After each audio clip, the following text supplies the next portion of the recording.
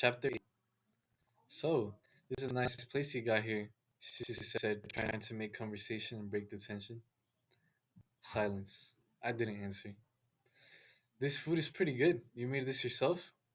Silence. Lots of plants. What for? Silence. Okay, I get that you don't want me here, but can we at least have a normal conversation? Feel free to sit down, she said jokingly. Silence. You eat? Silence. You want me to leave that badly? Silence. The only noise was that of crickets and Emily's enthusiastic chewing. She very clearly enjoyed the food.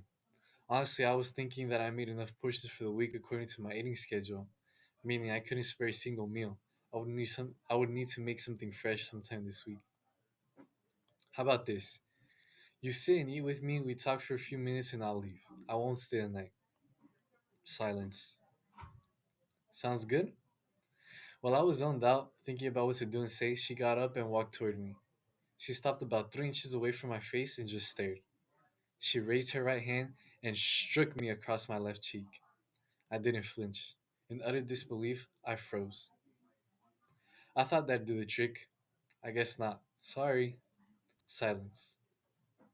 The silence was consuming. She walked away, sat back down, and continued to eat. Slightly frustrated, she said, "You know what? If you're trying to get me to leave, it's working." Silence. You and these games, it gets kind of annoying. You know that? Silence. Let me tell you something. Have you ever wondered why I always try to talk to you, include you, and be around you? Silence. It's because I like you. Silence. Everything was being processed as inputs in my brain, but apparently the function that outputs words wasn't working. You know what? Forget it, she said angrily as she stormed out of my house. I was surprised that my silence made her so upset. I didn't really know what was going on.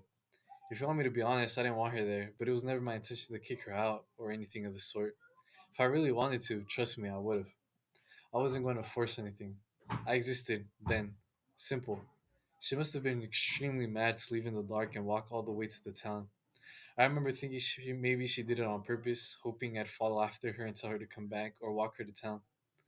Regularly, I would have done one of the latter, but I was just so lost that night, so I didn't do anything. Just stood there, confused in silence.